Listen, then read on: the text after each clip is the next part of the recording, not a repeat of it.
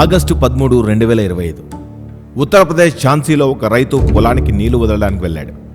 అతను పొలంలోని నీళ్ల బావి దగ్గరికి చేరుకోగానే ఏదో కుళ్ళిపోయిన వాసన రావడం గమనించాడు.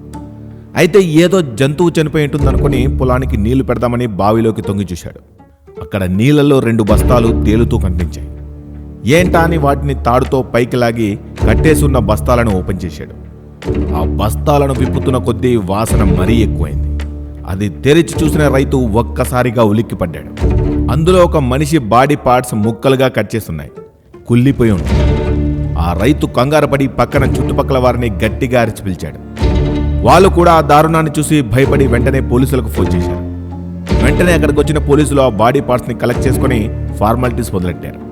అయితే ఆ చనిపోయిన వ్యక్తి ఎవరో గుర్తించడం పోలీసులకు పెద్ద తలనొప్పిగా మారింది. ఎందుకంటే వాళ్లకు దొరికిన వాటిలో ఆ వ్యక్తి తల చేతులు కనిపించలేదు. పక్కనే ఎక్కడైనా పడేసి ఉంటారేమో అని డాగ్ స్క్వాడ్ని పిలిపించి జల్లెడబట్టారు.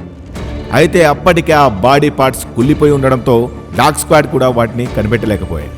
వెంటనే పోలీసులు దాన్ని మొదట చూసిన రైతును, ఫోన్ చేసిన వాళ్ళను, చుట్టుపక్కల వాళ్ళతో ఒక స్టేట్మెంట్ తీసుకుని ఆ బాడీ పార్ట్స్ని ఫోరెన్సిక్ ల్యాబ్కి పంపించారు. ఈ దారుణానికి పాల్పడింది ఎవరు, అసలు ఆ చనిపోయిన వ్యక్తి ఎవరు, ఎందుకు చంపారు, ఎలా కనుక్కోవడం, ఇలా పోలీసులకు ప్రశ్నలు మాత్రమే మిగిలాయి. ఎలా స్టార్ట్ చేయాలో అర్థం కాక జుట్టు పీక్కున్నారు.